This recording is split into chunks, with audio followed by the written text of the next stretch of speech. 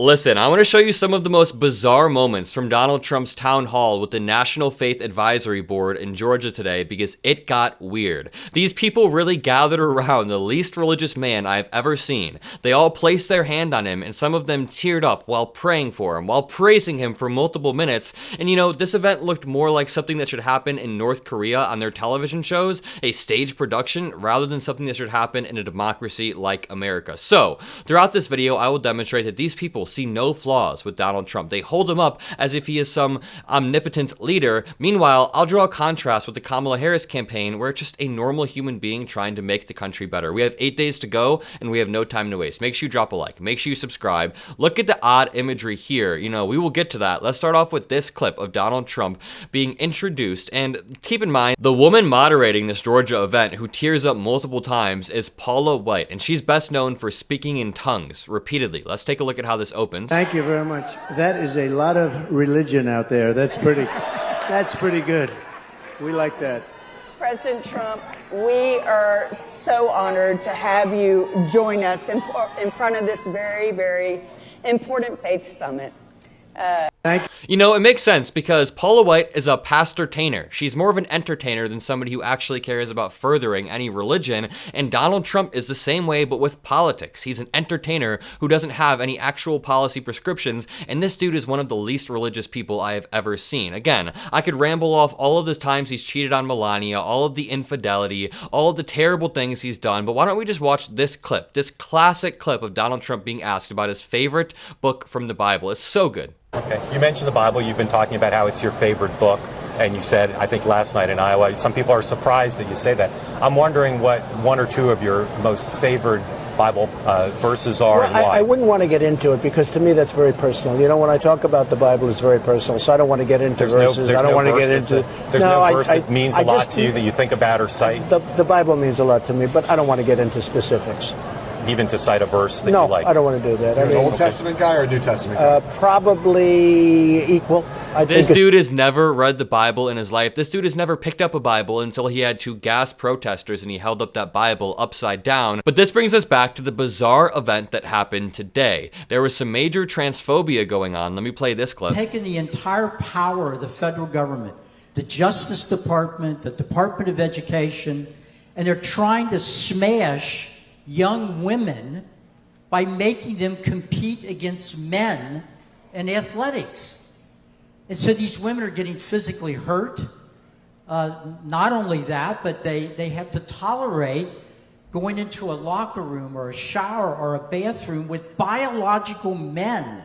So they're losing their places of privacy. How big of a problem do Republicans think this is? I mean, there are valid conversations to be had about how different sports can integrate trans people in the best way possible, but that's not the conversation these people are having. This person acts like Kamala Harris's one policy is to integrate trans people into every sport and to cause the collapse of Western civilization as we know it. She also wants, as you know, Kamala Harris, to give surgeries to prisoners in our federal prison system and illegal aliens to change their gender and use taxpayer money. Sir, you've raised this dramatically and consistently when a lot of Republicans won't talk about these issues. What do you plan to do on this in your second term and when we see you after Inauguration Day? Number one, what a dumb question. Never ask Trump about tariffs because he knows nothing about tariffs. Why not just ask him a softball about trans people and listen to his concept of an answer here?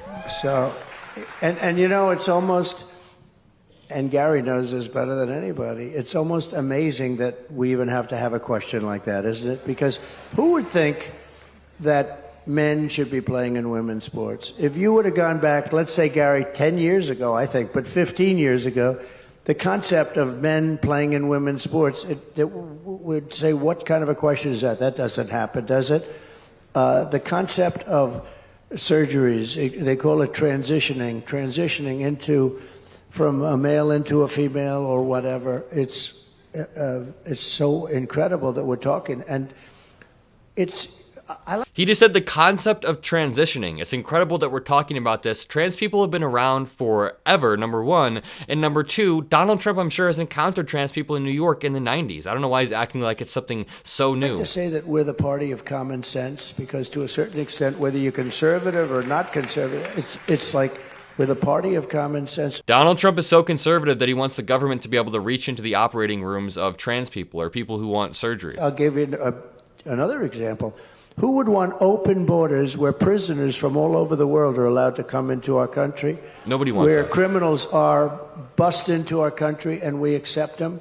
Where murderers, 13,099 to be exact. Those numbers are absolutely made up. That is not an exact number. And also, there's not a single Democrat that wants to bust criminals into the country. We want immigrants to come over here in a safe and legal manner, and that is the opposite of what Donald Trump wants to do. He wants to exacerbate this issue so he can use it as a political pawn in the future. You know, let's move over to Fox News. Jessica Tarlov just ripped into the other four of the five while they were talking about Madison Square Garden. Take a listen. And you're choosing to talk about a joke. No, you this is are what I better will than say. that. No, every show I say I don't want to hear about Hitler unless we're talking about Hitler. This was not about 1930s Germany. But you did have Stephen Miller stand up there and say America is for Americans only. Okay. That is the kind of rhetoric that does echo the 1930s. Well, and that's you just wait, went who's back. America for then, Who should we Jessica? be for?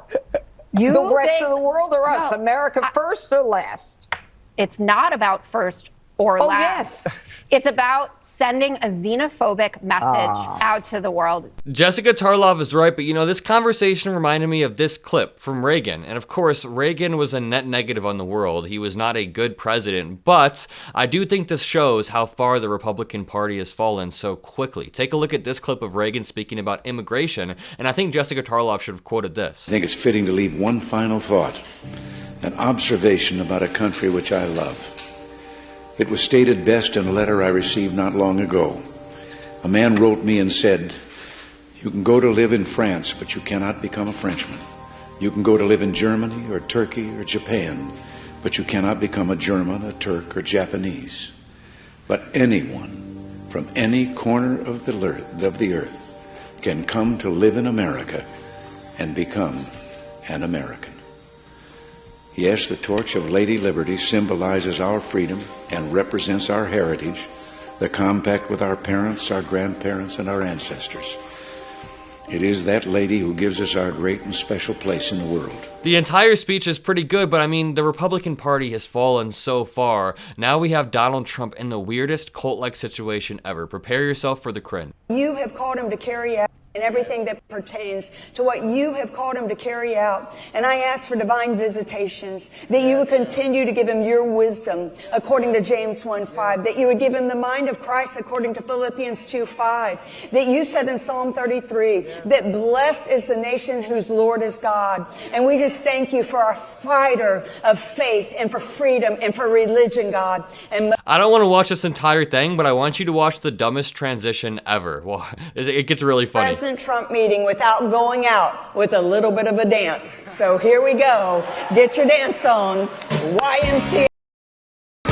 I gotta mute it due to sound issues, but Lord have mercy, what an absolute cringe fest. And let's compare that cringe to the way that VP Harris responded to Donald Trump's Madison Square Garden rally yesterday, particularly some of the racist remarks. It's a very mature response. I think last night Donald Trump's event in Madison Square Garden really highlighted a point that I've been making throughout this campaign. He is focused and actually fixated on his grievances, on himself, and on dividing our country. And it is not in any way something that will strengthen the American family, the American worker. It is nothing about what he is saying that is actually going to support the aspirations, the dreams, and the ambitions of the American people. It is absolutely something that is intended to and is fanning the fuel of trying to divide our country. Very, very well said from VP Harris. Let's finish this clip.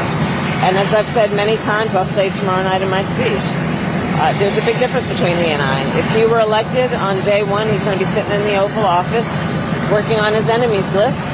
On day one, if I am elected President of the United States, which I fully intend to be, I will be working on behalf of the American people on my to-do list.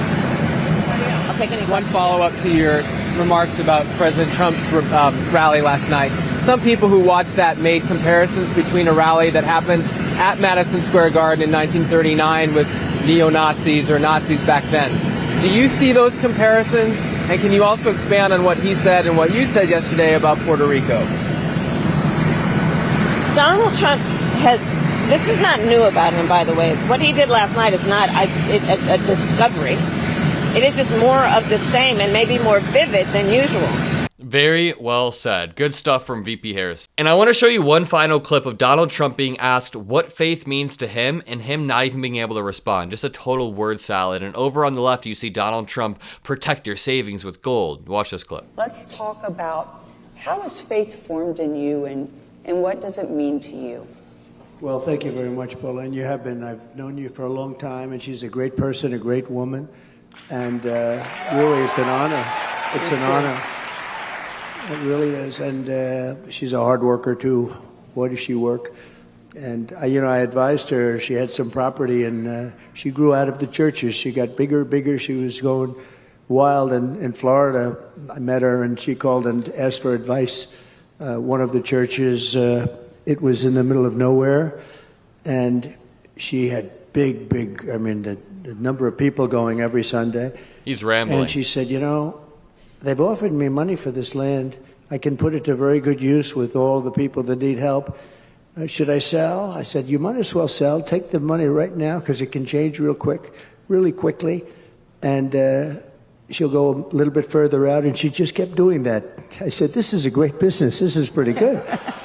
But she put the money to great use, and you've helped so many people, and it's really... He rambles on for 2 more minutes, and he never answers. This is one of the most bizarre events he's had, and it comes after his Madison Square Garden rally yesterday, which was an unmitigated disaster for both the Trump campaign and the career of the comedian who completely bombed. And really quickly, as I'm sure you can imagine, the coverage coming out of these past few debates has generated a lot of buzz, a lot of competing narratives, competing headlines, which makes it difficult to know what information you can rely on.